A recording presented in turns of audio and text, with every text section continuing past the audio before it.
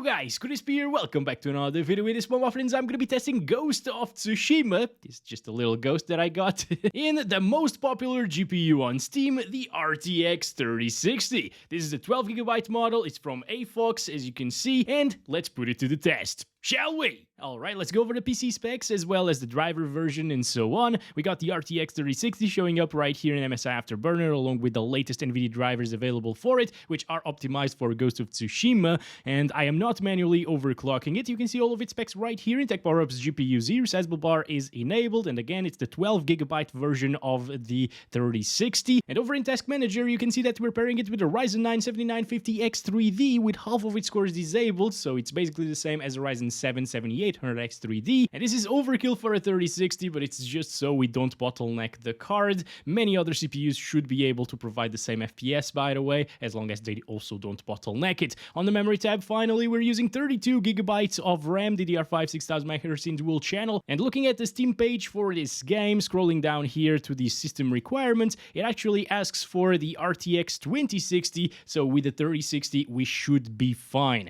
But let's see how it performs. Okay, let's go over the settings right now. We're playing at 1080p resolution first. I'm going to disable DLSS, which comes on by default apparently. I didn't really change anything right here. I'm going to disable VSync and dynamic resolution scaling as well. I'm going to keep TAA here on the anti-aliasing and the high settings preset it comes with. I'm just going to disable motion blur. Let's start this, my friends. I've never played this game before and I know very little about it. Oh, it compiles the shaders at the beginning, which is very nice for no stuttering while we're playing the game. Alright, here we go. After a pretty intense cutscene at the beginning of this, we're finally playing the game with 60-ish frames per second right now. That's not too bad. The game looks a little bit soft to my taste, so that's probably because of the TAA actually. I'll need to check out some DLAA a little bit later and the DLSS quality as well, see how that looks in this video.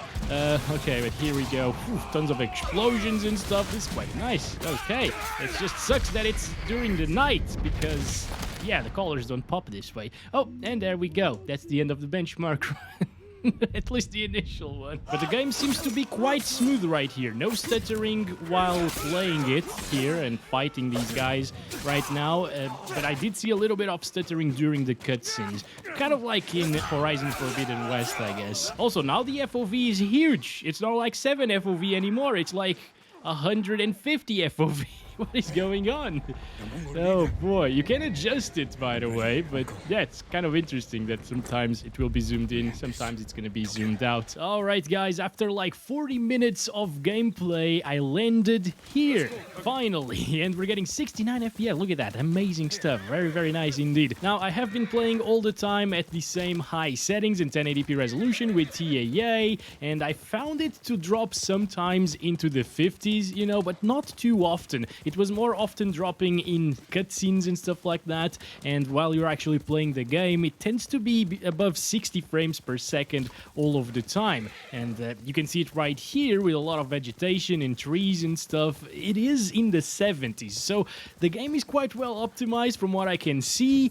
It doesn't really stutter too much, although I have seen like a few stuttering issues here and there. Just a couple of spikes, you know, over 40 minutes, which is not bad at all.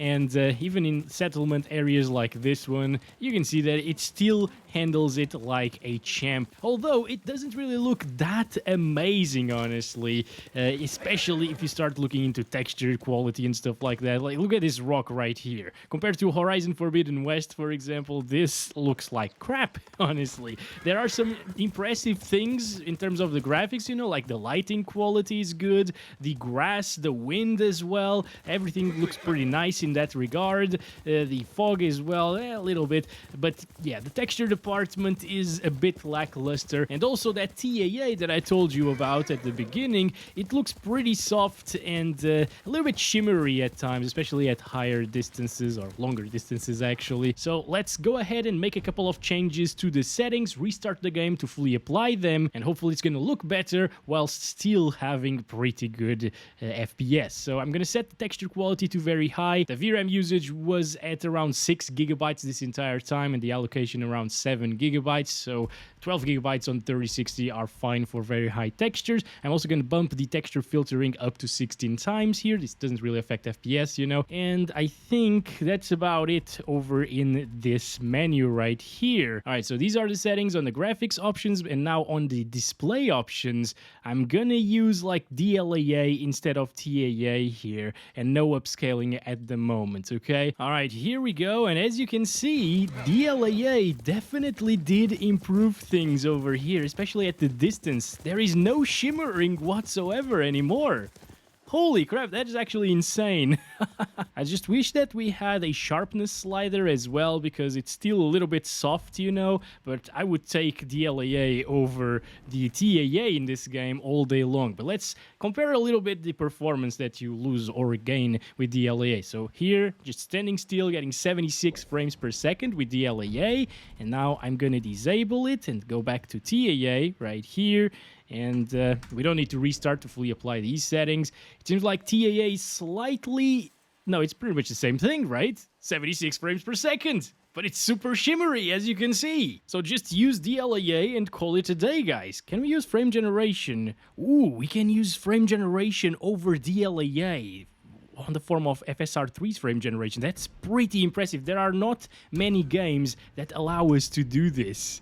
All right, look at that. Now we're up like 10 FPS or so. Yeah, it's not really that big of a difference, honestly, but you can use frame generation, which doesn't really affect the image quality by too much. It's just slightly softer, and it should be a smoother experience overall, although not as high refresh rate of an experience as I was expecting without FG. Also, VRAM usage is down at the moment. Maybe we need to load in more things and stuff to go back to like 6 gigabytes and or more of VRAM utilization, you know. But yeah, let's turn off frame generation first, which seemed to smooth out the frame time graph as well. Sometimes as I was traveling here through the cutscenes and so on, the early game basically, I was seeing a little bit of variation there between areas and stuff. Come on. There we go. Come on, Roach. Roach, please focus here, okay? Please don't be like Roach in Red Dead Redemption 2, okay? I kind of want to go to like an outpost or something and check it out. Maybe kill a few enemies and stuff, because that was a little bit more intensive than the forest areas in this game. I'm so sorry. No, did I hit you? I'm not sure. Okay, let's go. And we also needed to find Jack, my friends. Come on, come on. Let me just deal with these guys first. Okay, and now this big one. Oh, God. Look at that. Jesus. I don't have any healing, I believe. That's terrible. Oh, right. We got you. Oh, no, I do. Okay, let's heal ourselves. Okay, can I loot them or something? Yes, this one has some loot, supplies. All right, lady, I will rescue you. There you go. Oh, I have a little knife as well. Interesting. All right, Mongol territory. Look at these jumps, dude. That's so weird. All right. Oh, boy. Come on. I'm fine. Oh, there we go. Gonna kill this one. There it is. Good stuff. So this is Mongol territory right here. Enemy territory. Can I go over there? Thank you very much. Okay, 80 FPS. This is pretty good. It's really smooth. It feels great, guys. Especially at a high refresh rate. It's not like 120 hertz or anything like that. Or you're not going to max it out, you know. A high refresh rate monitor. But it's still feeling really damn good. What is this? Hello. Oh, little birdie. Look at that. Beautiful. Okay. Yeah, this is super stable, guys. There's no need to use DLSS quality in this one. It's going to perform really, really well on the RTX 3060. So if you're one of those people who are playing on the RTX 3060, which, again, is the most common GPU on Steam, most utilized, you can definitely play Ghost of Tsushima.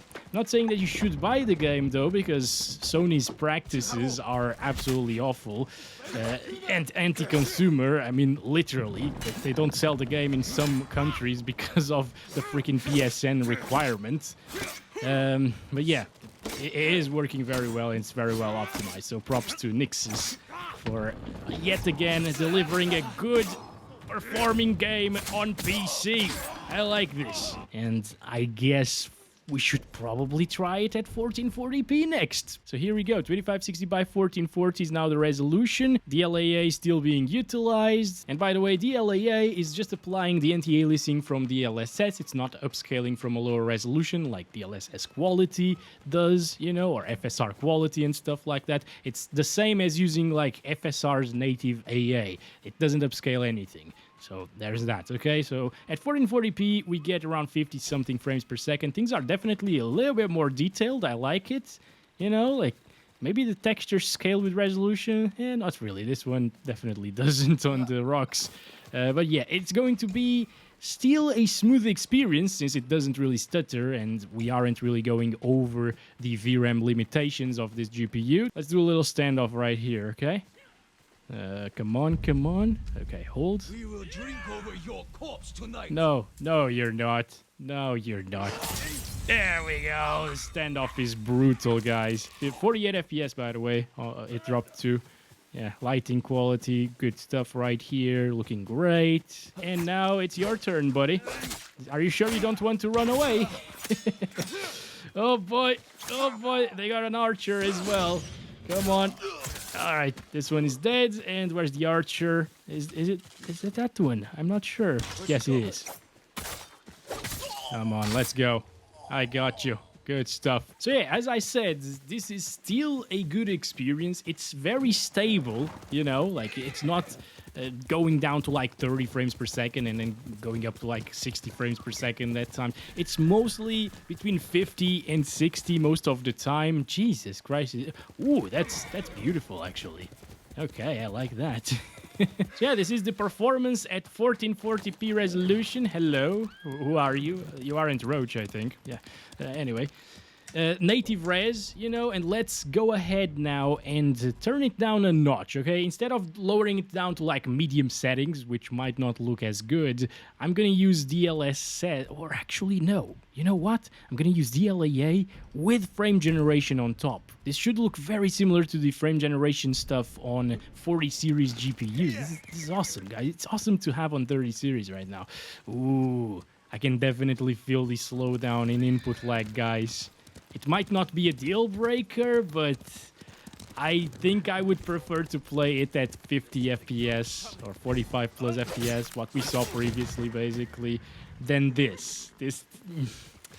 Yeah, it's not to the point where you're gonna play worse like this, but you can definitely feel the reduction or the addition in input lag, guys. And I see a lot of screen tearing, which shouldn't be there because I'm using a G-Sync capture card this time around, so I don't know what's happening there. Okay, but it doesn't feel right. Right now it does feel good at 70 FPS, but the input lag is still way too high. Again, I would much rather have it without frame generation and playing with native 45 to 60 FPS all of the time. But we can also try this with some resolution scaling. Wait a second.